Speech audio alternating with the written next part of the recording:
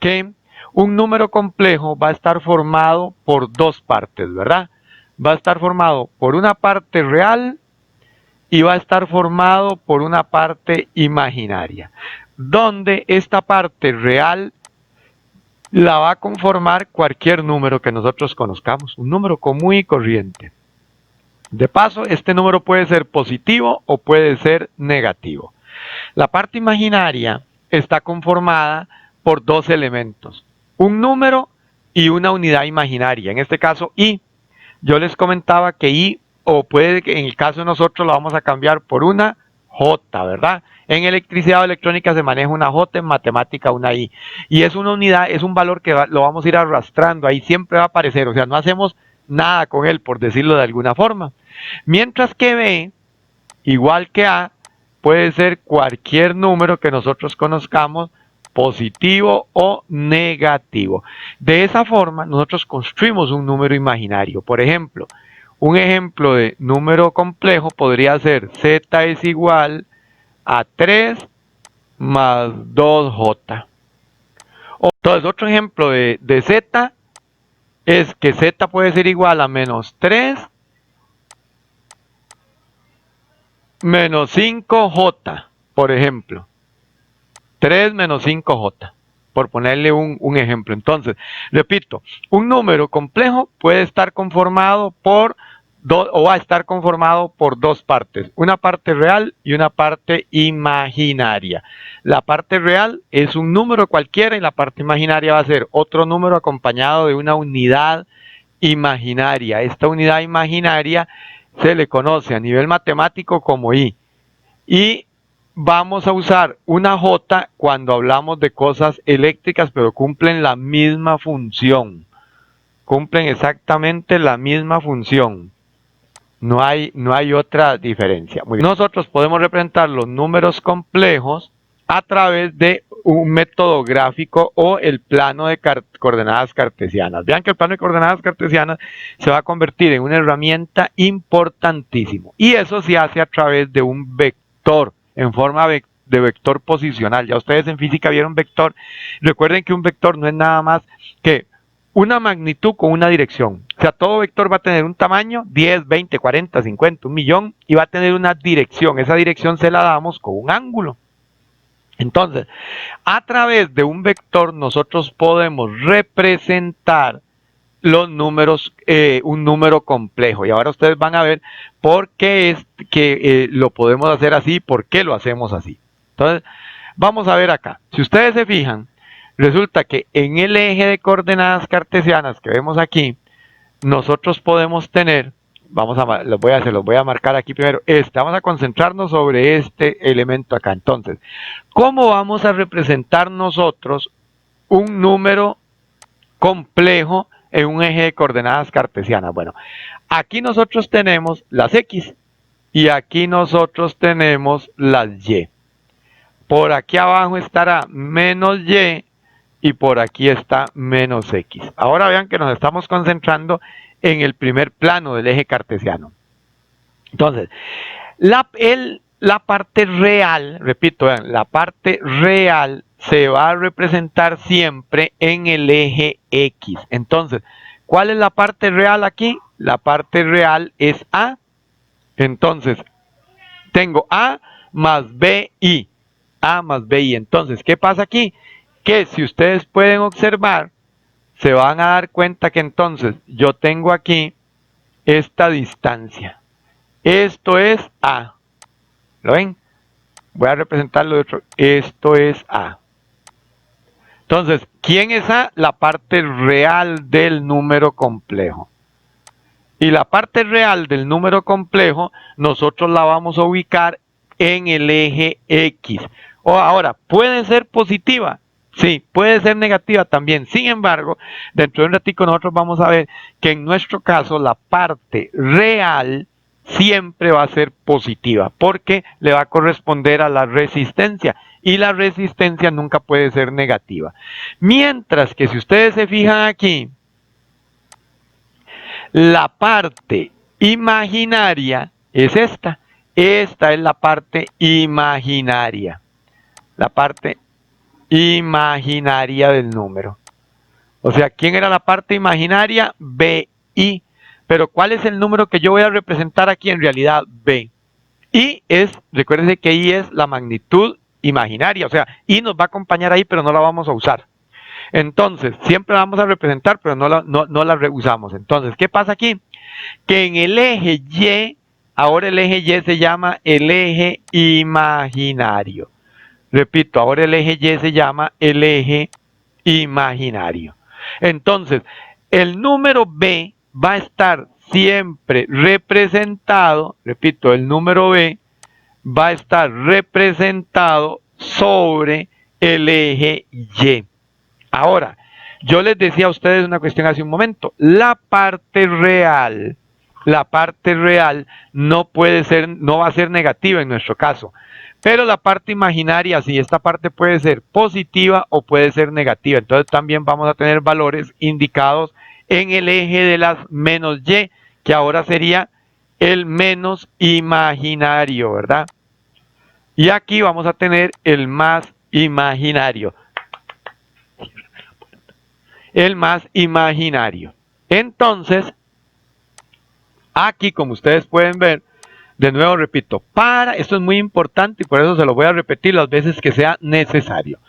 Para representar este número complejo que yo tengo aquí, ¿verdad? Recuerden que Z A más BI, donde A quién es la parte real del número y B es la parte imaginaria.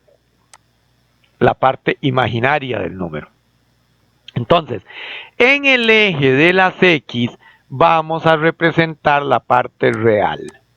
Repito, la parte real la vamos a representar en el eje de las X. La parte imaginaria la vamos a representar en el eje de las Y.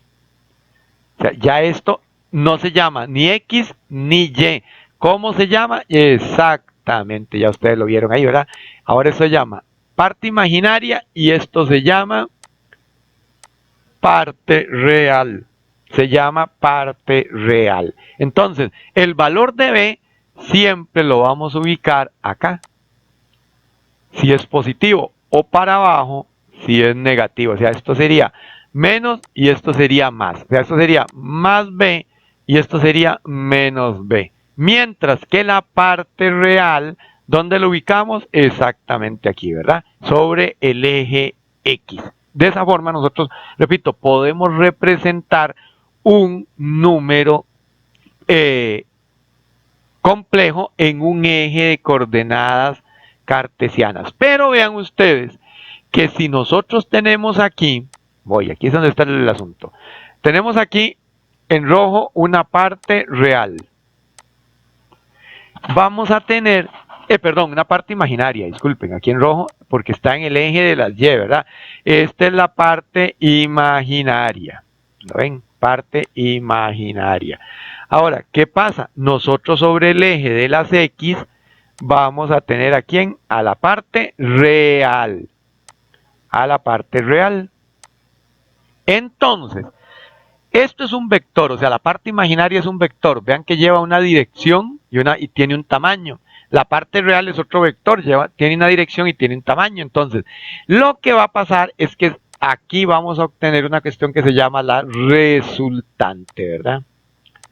La resultante.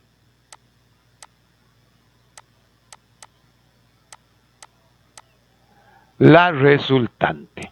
Ahora, ¿qué sería la resultante? Si ustedes lo ven de otra perspectiva, pues claro, mis chiquitos, es la hipotenusa de un triángulo rectángulo. ¿Por qué? Porque aquí yo tengo un ángulo recto. Esto es un ángulo recto, o sea, de 90 grados. Como esto es un ángulo de 90 grados, resulta que esto sería entonces un cateto, esto sería un cateto y por lo tanto esta flecha de color verde se convertiría en nuestra hipotenusa. Entonces vemos cómo comienza a surgir un conocido para ustedes que se llama Pitágoras. Entonces, ¿qué voy a tener yo en resumidas cuentas? Que cuando yo represento un número complejo en un plano cartesiano, el resultado final va a ser precisamente un triángulo rectángulo que está formado, aquí lo ven. Aquí tengo un triángulo rectángulo formado por el valor imaginario y por el valor real. Y resulta entonces que esto que está aquí, que es en realidad la hipotenusa de ese triángulo, se va a convertir en z.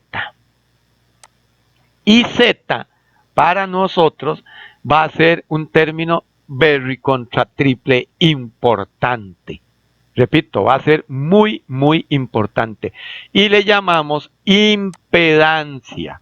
Ahora, aquí hay que aclarar el asunto importante. Cuando nosotros vimos circuitos de corriente directa, hablábamos de una resistencia total. Primero en serie, que era que se sumaban todas las resistencias que había en el circuito y obteníamos una resistencia total. Que esa era la resistencia en realidad que había la fuente. Cuando lo vimos los circuitos en paralelo, vimos que la resistencia en paralelo era el inverso de los inversos, ¿verdad? La formulilla y obteníamos una resistencia total. Y después, cuando llegamos al circuito mixto, ¿qué hacíamos nosotros? Comenzábamos a darle un tratamiento para pasar todo lo que estaba en paralelo en serie, después todo lo en serie y al final obtener una única resistencia que iba a ser la resistencia total, aunque el circuito fuera una composición de serie paralelo o circuito mixto. En corriente alterna, repito, en corriente alterna no vamos a tener una resistencia total, sino lo que vamos a tener es una Z. Y a esta Z le vamos a llamar, muy importante, impedancia. Le vamos a llamar impedancia. Entonces, de ahora en adelante, en corriente alterna, ya nosotros no vamos a hablar de resistencia total. Ya esto no existe aquí. ¿Qué existe? Existe una Z total.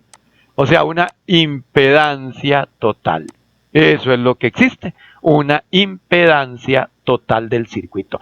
Y por eso Z se comete, porque cuando nosotros, ahora vamos a ver algunos ejemplos de trabajo, nosotros tenemos que trabajar en eso. Se requiere que podamos realizar el cálculo de esa impedancia total. Y para calcular esa impedancia total, lo que hacemos es encontrar el valor de esta hipotenusa. Exactamente ese es el chiste. Entonces, aquí ustedes se puedan recordar, vamos a ir recordando algunas cosas importantes. Si yo aquí tengo el valor imaginario y aquí tengo el valor real, entonces este valor imaginario va a ser igual, digamos, al cateto 1. Y este valor de resistencia va a ser igual al cateto 2. Y esta resultante que le llamamos Z, vean que por eso lo ponemos aquí en color verde, ¿verdad? Z es la hipotenusa. Entonces recuerden que también aquí se forma un ángulo, ¿verdad? Aquí nosotros vamos a tener un ángulo. Ya dijimos de que aquí teníamos un angulillo recto, pero esa parte ahorita no nos interesa para nada, sino este ángulo que está aquí, precisamente este ángulo que está ahí. Entonces, teníamos por aquí unas funciones trigonométricas que nos decían, que las vamos a usar luego, por ejemplo, que el seno de este ángulo, el seno, o sea, no voy a dar por hecho que ustedes ya saben seno, coseno y todas esas cuestiones, se las voy a ir explicando poco a poco a cada una. Entonces, seno. El seno es una función matemática y entonces dice que el seno de un ángulo, en este caso, con respecto a este ángulo, si ustedes lo ven, a este triángulo, hablemos de este triángulo, es A dividido sobre B. Si estamos hablando de este angulito que está aquí. Si ustedes ven, ¿dónde está A? A está aquí. ¿Y dónde está B? B está aquí. Entonces, en realidad, ¿qué es el seno de un ángulo? Bueno, el seno de un ángulo, en realidad, el seno de un ángulo, en este caso de este ángulo, siempre se dice que es el cateto opuesto. O sea, ¿cuál sería el cateto opuesto? El que vemos más lejos es este. El cateto opuesto a ese ángulo sobre la hipotenusa de ese ángulo que aquí es B. O sea, en pocas palabras, en el caso de nosotros, el seno de este ángulo, o sea, el seno de θ, si lo ven ahí, el sen de zeta, de ese ángulo, va a ser igual a, entonces con la calculadora ustedes pueden sacar ese valor. Entonces, el seno de zeta va a ser igual a que al cateto opuesto. ¿Cuál es el cateto opuesto de nosotros? El número imaginario. Ahora más adelante vamos a ver cómo se usa esto ya en los circuitos. Ahora, es el número imaginario. Ahora, ¿quién es A? La hipotenusa. Ojo, ¿quién es A? La hipotenusa. En nuestro caso, ¿quién era la hipotenusa? Z. Es este resultado de aquí. Entonces quiere decir que el seno de este ángulo es el número imaginario dividido entre la impedancia que nos dé ahí. Eso sería la función seno. Ahora, veamos aquí. Tenemos entonces que existe una función que se llama coseno. Coseno de este mismo ángulo. Y dice que coseno es C. ¿Quién es C? Es este. Sobre B. ¿Quién era B? La hipotenusa o Z. Entonces, a este se le llama cateto adyacente. Repito, a este se le llama cateto adyacente. Cateto adyacente. ¿Por qué cateto adyacente? Porque está a la par del ángulo. ¿Por qué cateto opuesto? Porque está al otro lado del ángulo. Entonces, cuando nosotros queremos sacar el coseno de un ángulo, repito, cuando nosotros queremos sacar el coseno de un ángulo, entonces lo que usamos es el cateto adyacente sobre la hipotenusa. O sea, aquí nosotros teníamos imaginario, ¿verdad? Teníamos real, tenemos z y aquí tengo el ángulo.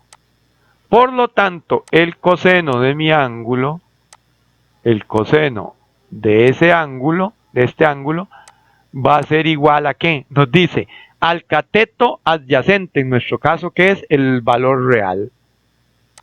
¿Sobre quién? Sobre la hipotenusa, que en nuestro caso es z. Que en nuestro caso es z. Entonces, así es como calculamos el coseno de este ángulo. Repito, el coseno de este ángulo. Ahorita vamos a ver cómo usamos eso para calcular unas corrientes. Todo esto es para calcular y analizar circuitos en corriente alterna. Entonces, lo que quiero es que tal vez ustedes cuando estudiaron esto no le encontraban mucho sentido a Pitágoras y tal vez jamás les habían dicho, mire, para analizar circuitos de corriente alterna, cuando estén en electrónica industrial, van a ocupar Pitágoras. Entonces, el coseno sería la parte real entre la z. Entre la z. Ahora, aquí nos queda otra función matemática que es la tangente. Ahora, si ustedes se fijan, la tangente dice que es A dividido entre C. ¿Quién es A? El cateto opuesto a este ángulo, ¿verdad? ¿Quién es C? El cateto adyacente a este ángulo. Entonces, en nuestro caso, este es el número imaginario, esta es la parte real, este es Z. Entonces, la tangente de este angulito que yo tengo aquí, repito, la tangente de este ángulo, la tangente de θ es igual a ¿quién? Entonces me dice al cateto opuesto, que en este caso es el número imaginario, dividido entre ¿quién? Entre la parte real. Entonces, de esa forma acabamos de ver ahí cómo se construye el seno, el coseno y la tangente. Quizás ahora están un poquito perdidos con esto, pero dentro de unos raticos van a ver ustedes por qué necesitamos saber estas cosillas. Entonces, en resumen, ¿qué vamos a encontrar nosotros? Vamos a tener lo siguiente.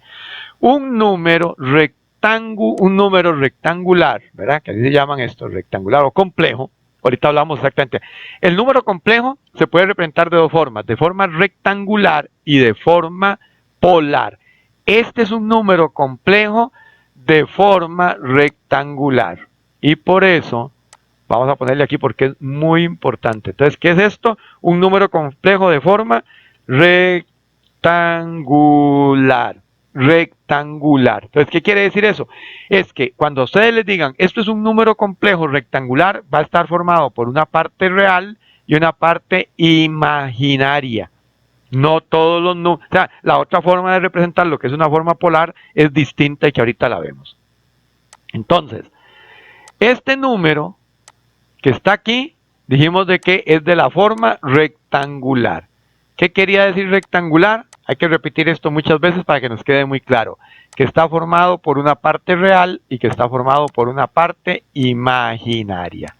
También mencionamos que nosotros podemos tomar este número y representarlo en un eje de coordenadas cartesianas. ¿Para qué? Para encontrar el valor de esta z.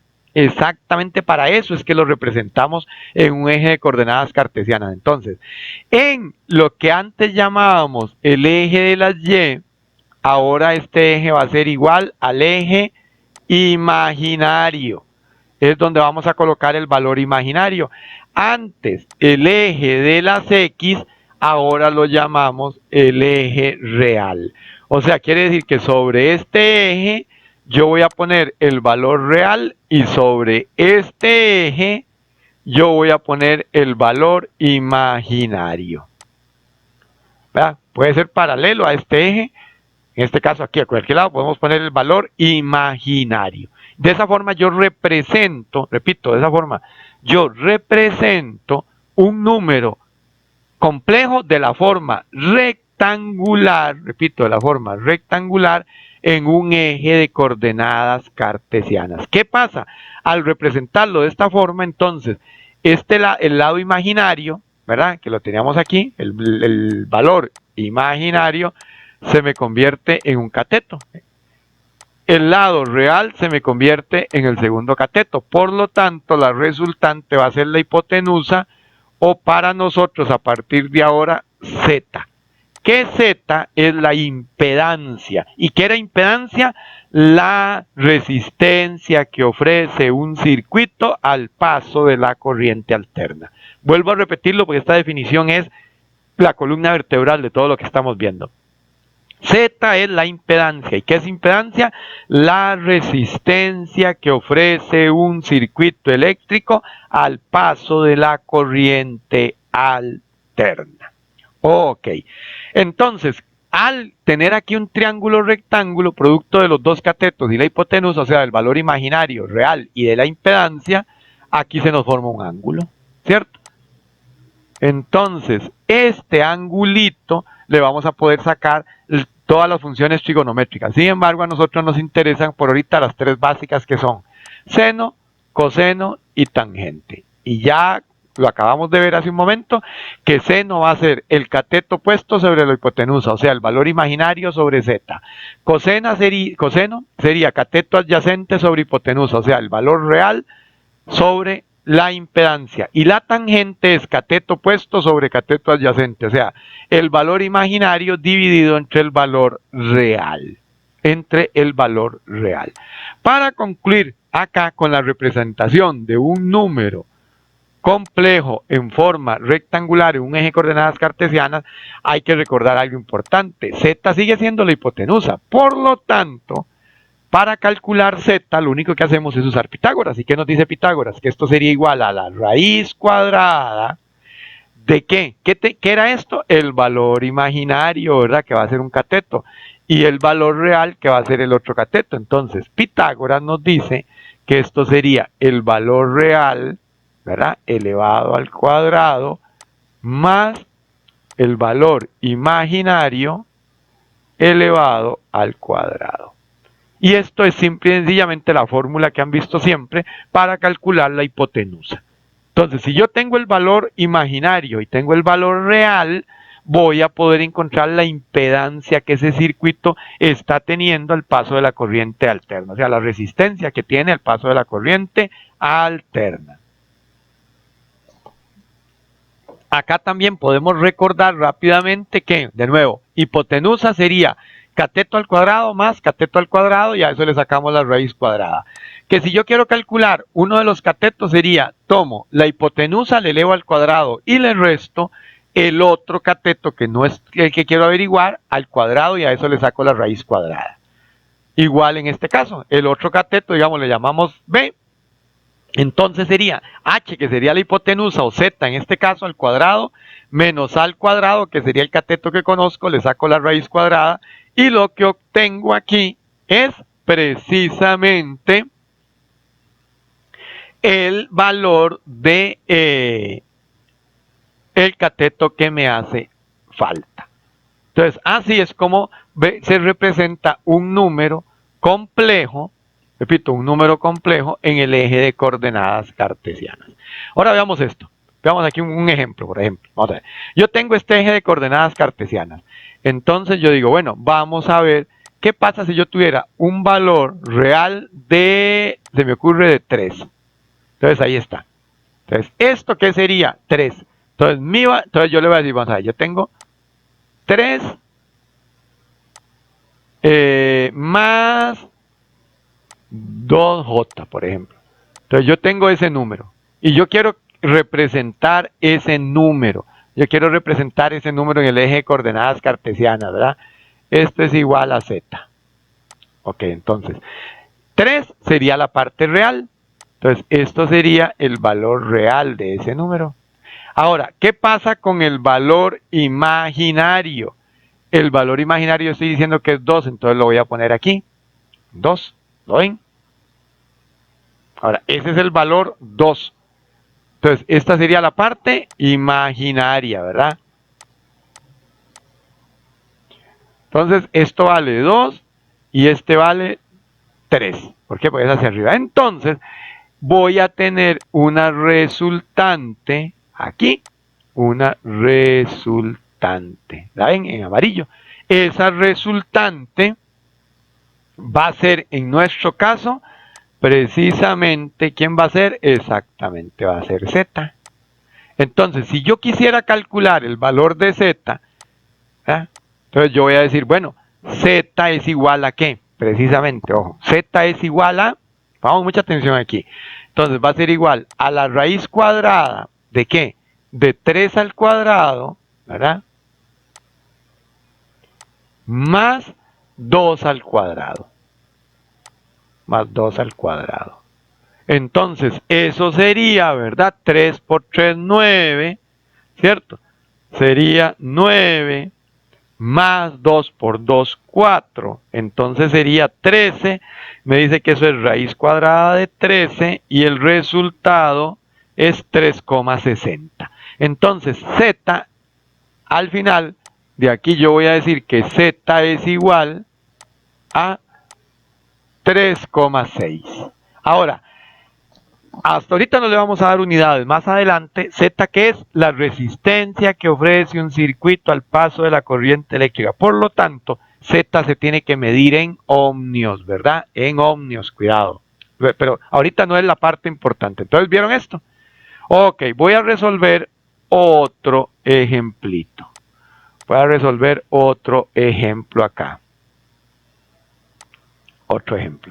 Vamos a suponer que yo quiero representar el número y resolver el... bueno, ahorita hay que regresar, ahorita les voy a explicar algo.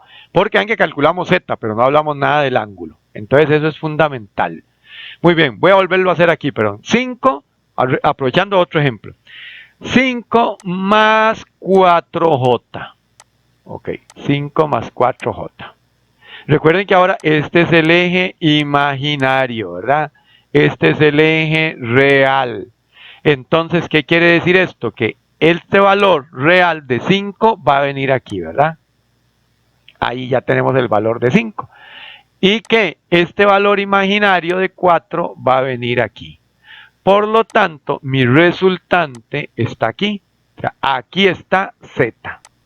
Esto va a ser z. Voy a apuntarlo un momentito. Repito, este va a ser z. ¿Ok? Entonces, este valor, ¿cuánto es esto? Un 4. ¿Cuánto es esto? Un 5. ¿Ven? Entonces, ahora, aquí no se les olvide que nosotros tenemos el ángulo, ¿verdad? Ya vamos a hablar de ese ángulo. Entonces, si yo quiero calcular z, ya sabemos que esto ¿qué es? Raíz cuadrada de 4 a la 2 más 5 a la 2, ¿verdad? 4 a la 2 más 5 a la 2.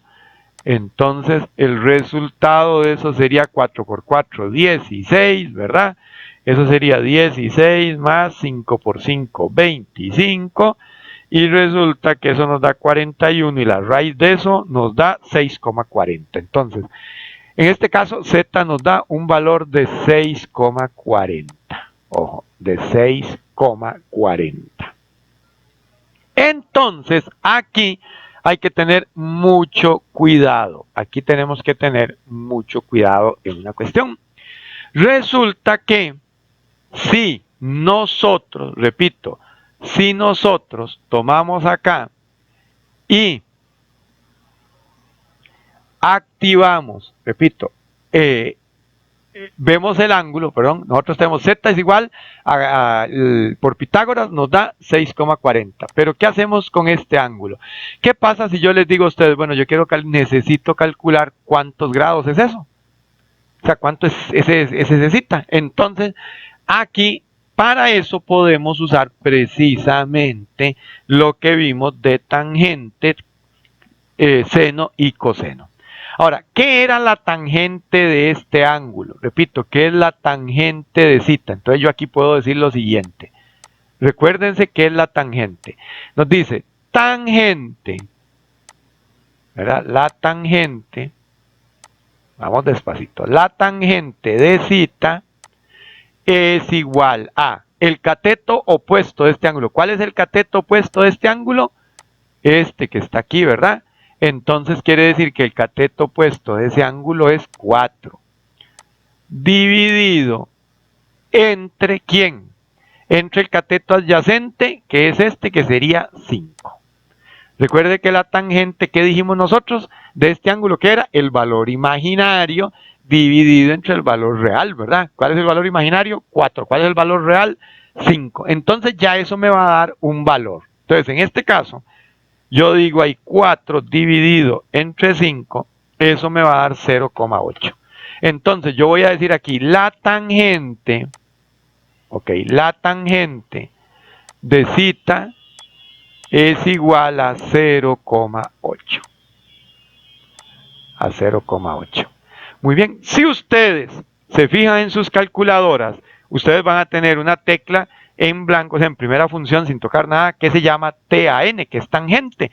Pero paralelo a esa, tienen, en esa misma tecla tienen normalmente para activarla con Shift, tienen una tecla que se llama tangente a la menos 1. Entonces, una vez que yo haya obtenido este 0,8, si yo a este 0,8 le saco la tangente inversa, me va a dar un resultado. Ese resultado es el ángulo. Repito, yo tomo 0,8, entonces yo digo, ahora sí, tangente, ponerlo aquí, tangente a la menos 1 de 0,8, y resulta que el resultado que me da, digamos, en este caso, sería 38,6.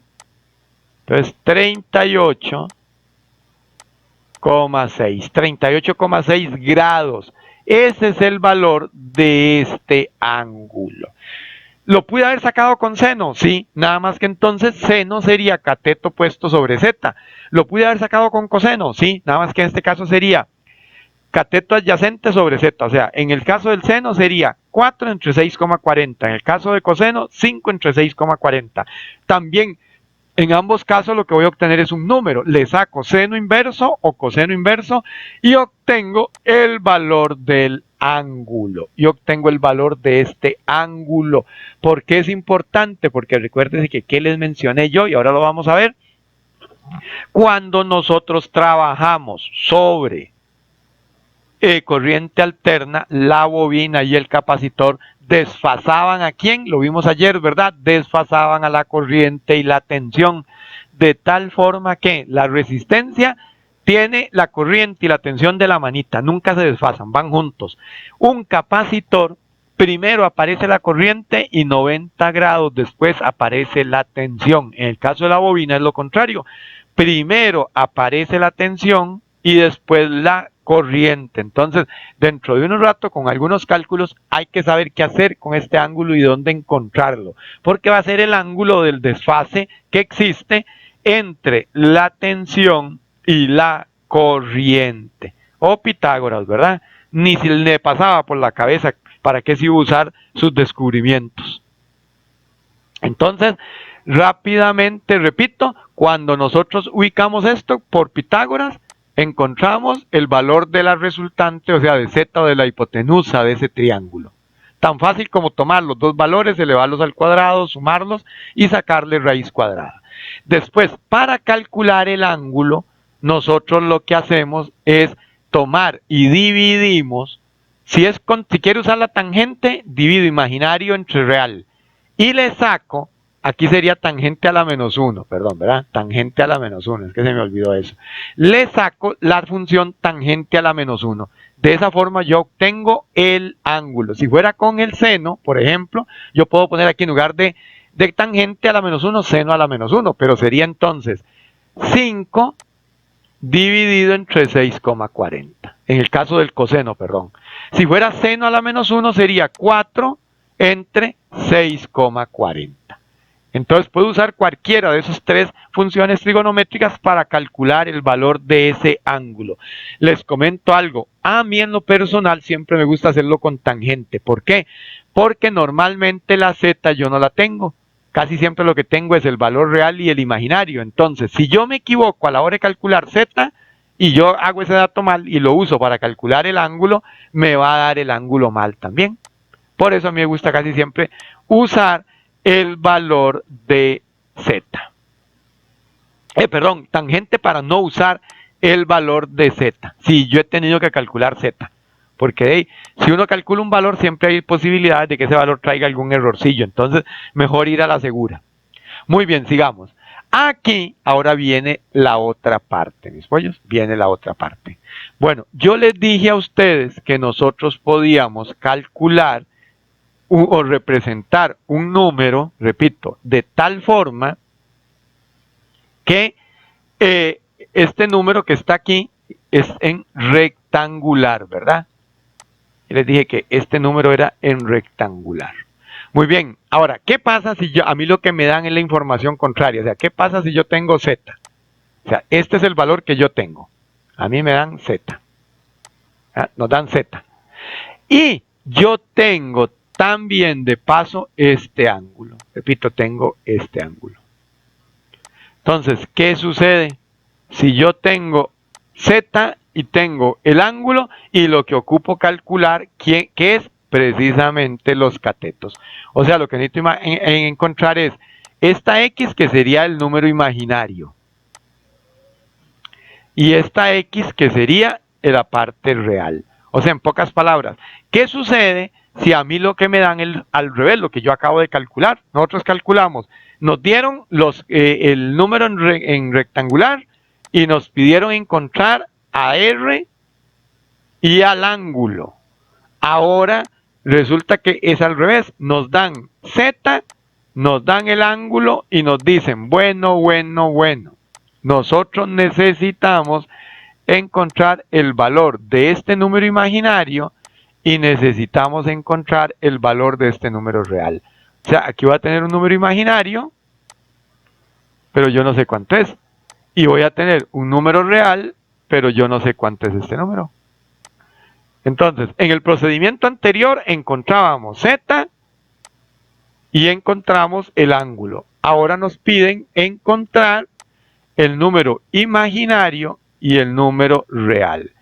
Para encontrar, repito, para encontrar este número el número real, es esta x de aquí. Entonces, ¿qué me dicen? Me dice, tome RZ, repito, aquí R es esta que está aquí, ¿la ven? Más voy a...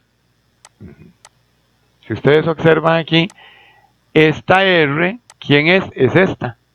O sea, es la resultante de eso. ¿Y quién era esa resultante? Z, ¿verdad? Vean que es que le llamamos de distintas formas. Puede ser Z, puede ser R, puede ser la hipotenusa, pero para el caso de nosotros va a ser Z, Z y Z. Entonces, esta Z de aquí, antes la tenemos que calcular y este ángulo. Ahora, nos dan Z y el ángulo y nos dicen, mire, calcúleme Y, que es el valor imaginario. Calcúleme X, que es el valor real. Entonces, ¿qué me está diciendo aquí? Me dice, el valor real, el valor de X es tomar a Z y multiplicarla por el coseno de ese ángulo. Repito, a z y multiplicarla por el coseno de ese ángulo. Entonces vamos a suponer nosotros lo siguiente. Vamos a poner este ejemplillo, a ver cómo nos va. Vamos a decir que aquí hay 10, o sea, z vale 10. Y que este ángulo es de 45 grados. Entonces, si ustedes ven, para calcular, repito, para calcular x, yo lo que tengo que hacer es lo siguiente. Repito, para calcular x, ¿qué tenemos que hacer? Voy a decir, x es igual a r, que sería z, en este caso 10, ¿verdad? Multiplicado por el coseno de ¿quién? De 45 grados. Entonces, ¿cómo hacemos eso? Eso ustedes lo hacen de la siguiente forma. Tomarían su calculadora y se ubican, ponen coseno, ¿verdad? Que es una de las funciones que está ahí. Ponen coseno, después ponen 45, le dan igual y va a aparecer que eso es 0,7. Entonces, x sería igual a 10 por 0,7. Por lo tanto, de aquí obtenemos que x es igual a ¿qué? A 7. Entonces, x, ¿quién es la parte real? Quiere decir que este valor de aquí es 7. O sea, a es 7. A es 7. Entonces, vamos a ir construyendo el número rectangular, ¿verdad? Que nos están pidiendo. Entonces, z sería igual a 7. Ahora, ¿qué dice aquí? Nos dice, observen, aquí usted tiene a y. Y dice, y es igual a r por el seno de zeta. O sea, ¿quién es r? 10. Multiplicado por ¿quién? Por el seno de 45 grados. Por el seno de 45 grados. Si ustedes toman su calculadora, repito, si ustedes toman su calculadora, ponen seno 45 y le dan igual, les va a dar igual a 0,07 también. Entonces, 0,07 por 10, 7. Entonces este número sería z es igual a 7 más 7j o 7i. Recuerden que nosotros vamos a usar la j. ¿Por qué nos dio igual? Por algo que ya ustedes se recuerdan que vieron en maternal, que cuando yo tengo un triángulo rectángulo, o sea que tiene un ángulo recto y sus dos catetos son iguales, el ángulo siempre va a dar 45. Entonces, si yo pongo aquí un ángulo de 45, eso quiere decir que el cateto A es igual al cateto E. Si este nos dio 7, el otro tenía que habernos dado 7 por fuerza o algo estaba mal. Entonces, así es como nosotros podemos tomar, ¿verdad? Así es como nosotros podemos tomar y pasar de un número rectangular y entonces nos lo pueden dar de esta forma. Z es igual a una magnitud que le vamos a llamar R con una dirección que va a ser un ángulo. Repito, entonces, cuando nosotros nos dan este número formado por una parte real y una imaginaria, le llamamos rectangular, recuérdense, ¿verdad? Rectangular. Ahora, si a nosotros lo que nos dan es un número complejo, ambos son el mismo número, nada más que están representados de dos formas distintas. Este es de forma rectangular. Ahora, si a nosotros lo que nos dicen es z es igual a un valor, una magnitud, con una dirección, ¿quién sería la dirección? Zeta. Entonces, esto es de la forma polar. Esto es de la forma polar. Entonces, ¿cómo puedo representar yo un número complejo? O sea, un número complejo, nosotros lo podemos representar de dos formas. De la forma polar o de la forma rectangular. De la forma polar va a estar formado por una R, que es una magnitud, un valor, y lleva una dirección, que es un ángulo. O sea, esto es un vector. Mientras que la otra forma se llama rectangular y la expreso de la forma que tiene una parte real y una parte imaginaria, pero los dos pueden ser exactamente el mismititico número.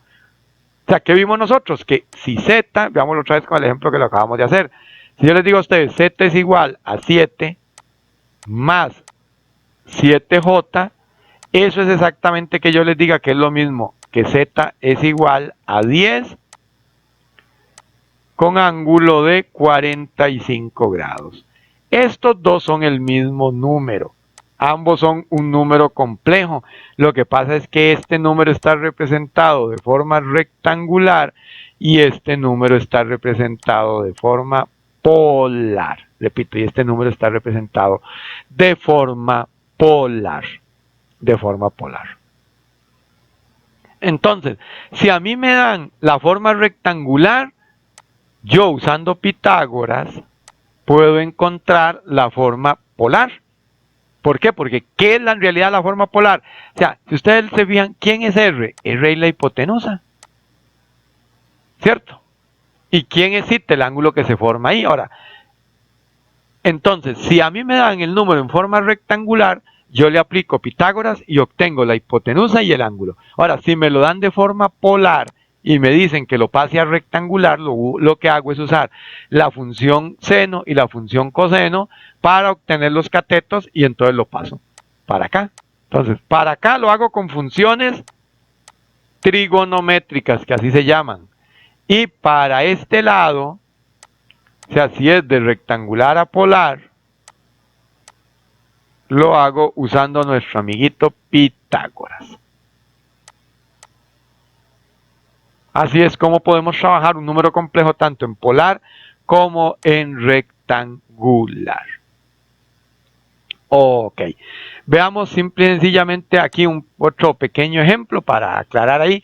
Vamos a decir que yo tengo lo siguiente. Yo le digo a ustedes, yo tengo el número 5. Ok, 5, ángulo de 60 grados. Vean que ahora vamos a ir al revés, ¿verdad? En el eje cartesiano anterior, lo que hacíamos era pasar de rectangular a polar. Ahora yo tengo este número polar, sigue siendo un número complejo, ¿verdad? Esto es z. Nada más que yo se los estoy dando en polar y les digo, usen el eje de coordenadas cartesianas, represéntenlo y pásenlo a polar. Entonces, ¿qué voy a tener yo aquí? Vamos a tener lo siguiente. Voy a tener un vector que llega hasta algún lado, esa cosa va a ir para arriba, y voy a tener aquí un ángulo de 60 grados, un ángulo de 60 grados. O sea, este vector se abrió 60 grados o recorrió 60 grados. Entonces, ¿qué es en realidad lo que yo tengo que encontrar? Lo que yo tengo que encontrar sería este valor de aquí y tengo que encontrar este valor de aquí. ¿Por qué? Porque eso es lo que me están pidiendo. Este es el valor imaginario que yo no conozco todavía y este es el valor real, ¿verdad? ¿Por qué real aquí? Esto es lo mismo que este, ¿verdad? Y aquí abajo, más aquí. Para no confundirnos lo voy a pasar por aquello.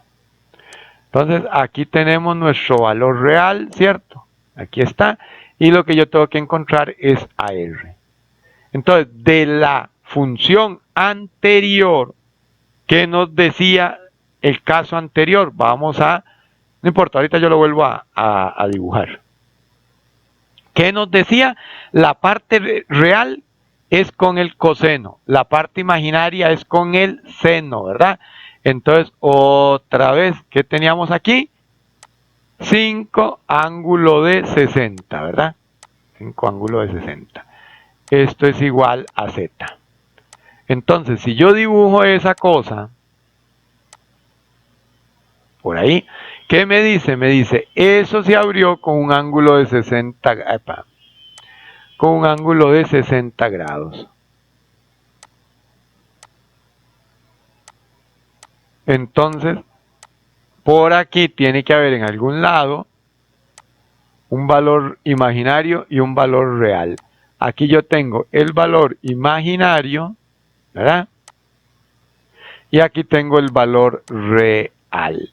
Entonces, usando seno y coseno de 60 grados, repito, usando el seno y el coseno de 60 grados, yo puedo, ya bueno, este valor es 5, ¿verdad?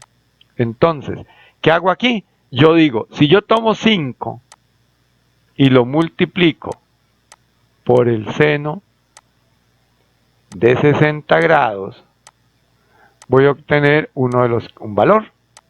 Y si yo multiplico 5 por el seno de, el coseno de 60 grados, ¿verdad? El coseno de 60 grados,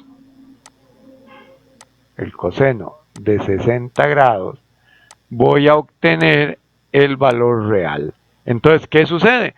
Si ustedes toman y le sacan el seno a 60 grados, se van a dar cuenta que eso es 0,86 multiplicado por 5, me queda 4,33, uno de los valores. 4,33. Y si yo tomo coseno de 60 grados, que es 0,5, y lo multiplico por 5, me va a quedar 2,5, que sería el valor real.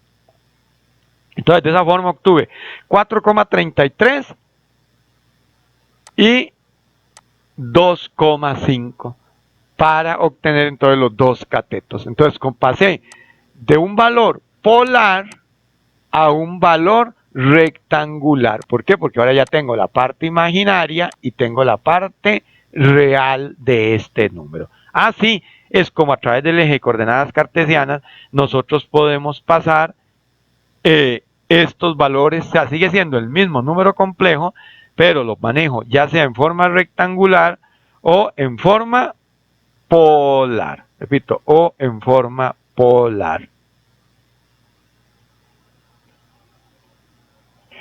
Ok, sigamos entonces. Ya ahora que tenemos eso un poco más claro, entonces observemos esto. Ya vamos llegando a donde nosotros queríamos llegar.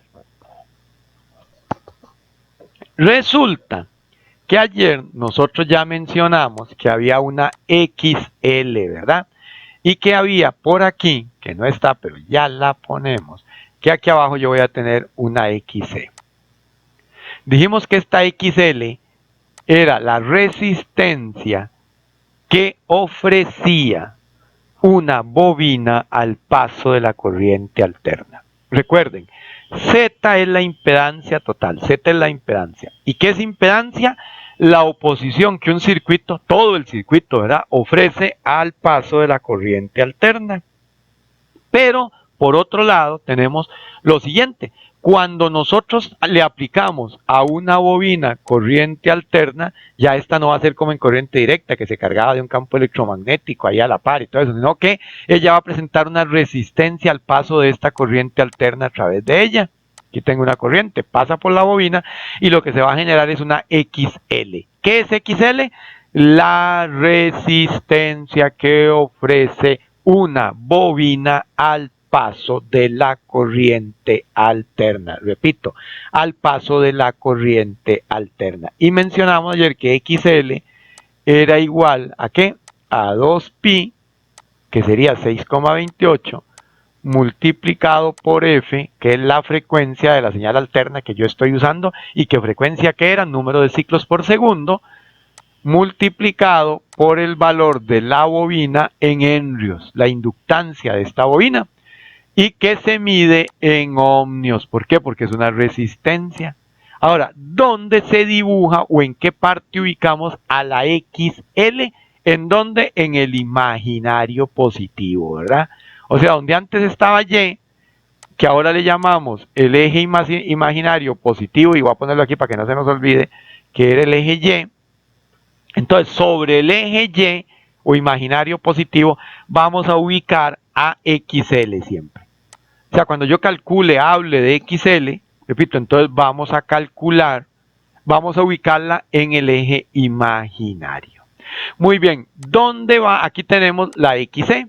¿Qué era la XC? Exactamente, es la oposición que ofrece un capacitor, repito, la oposición que ofrece un capacitor al paso de la corriente alterna. Igual, este capacitorcito nosotros lo sometemos al paso de una señal alterna y entonces como consecuencia aquí va a ir una corriente y entonces se le ofrece una resistencia. A esa resistencia le llamamos precisamente XC. ¿Y XC a qué era igual? A 1 dividido entre 2pi, que sería 6,28, multiplicado por la frecuencia, que es el número de ciclos por segundo, la frecuencia de esta señal, multiplicado, repito, multiplicado por el valor del capacitor. Entonces, XL sería 2pi por F por L, se mide en ohmios. XC, que también es una resistencia, se mide, para calcularla es 1 entre 2pi por F por C y se mide en ohmios. Pero ¿a dónde se representa XC? Exactamente, en el eje negativo imaginario.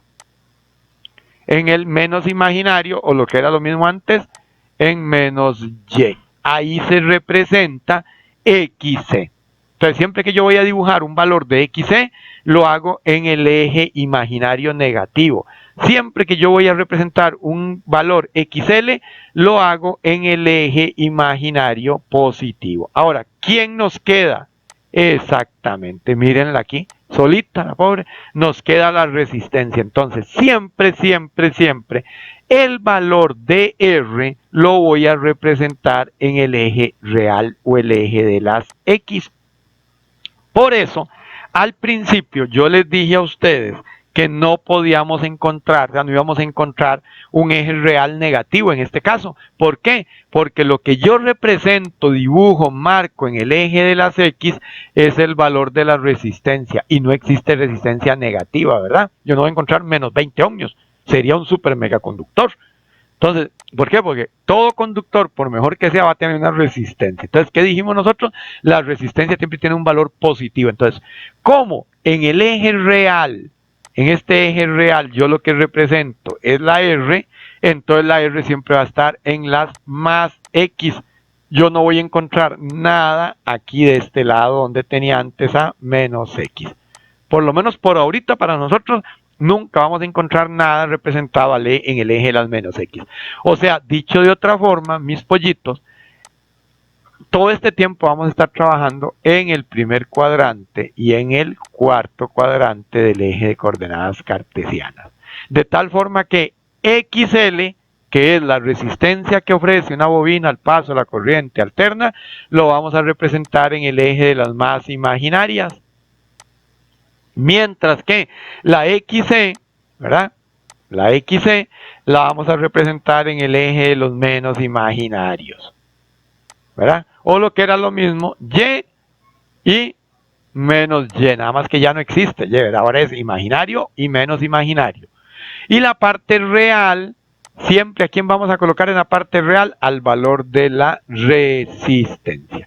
De tal forma que cuando nosotros hablamos de una bobina, a esto se le llama triángulo de impedancia. Recuérdese, triángulo de impedancia. Entonces, cuando hablamos de una bobina, el triángulo de impedancia, ¿dónde va a quedar?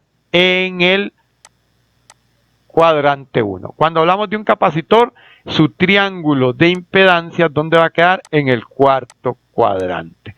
¿Qué quiere decir eso? Que aquí yo voy a tener XL, que aquí voy a tener XC, que aquí voy a tener el valor de R en la parte real, que en la parte real voy a tener el valor de R, y por lo tanto la resultante, o sea, Z, la resistencia, la impedancia que esa bobina me represente, va a ser la resultante de estos dos valores.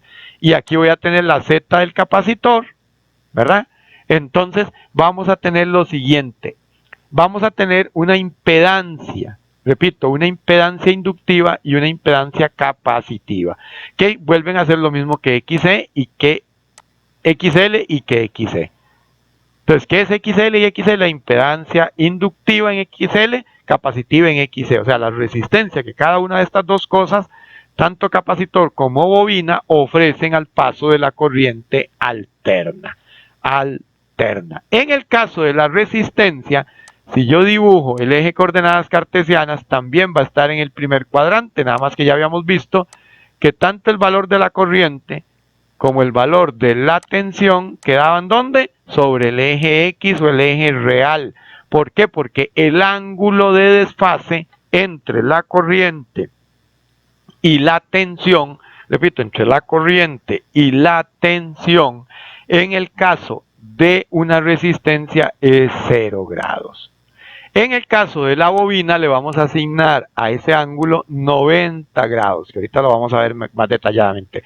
Y en el caso del capacitor le vamos a asignar un ángulo de menos 90 grados. ¿Por qué 90 grados? Ya que alguien se recordó, porque esta cosa viene hacia acá, o sea, el ángulo se está desplazando a favor de las manecillas del reloj, y cuando nos desplazamos a favor de las manecillas del reloj, los ángulos tienen un signo negativo. Cuando nos desplazamos en contra de las manecillas del reloj, el ángulo va a tener un valor positivo. Entonces, en resumen, a esto se le llama el triángulo de impedancias, triangulito de impedancia. Entonces, si es una bobina, el triángulo de impedancias va a quedar en el primer cuadrante. Si es un capacitor, va a quedar en el cuarto cuadrante. Ahora, en el eje de los imaginarios siempre voy a ubicar a XL, y en el eje de los menos imaginarios voy a ubicar siempre a XC.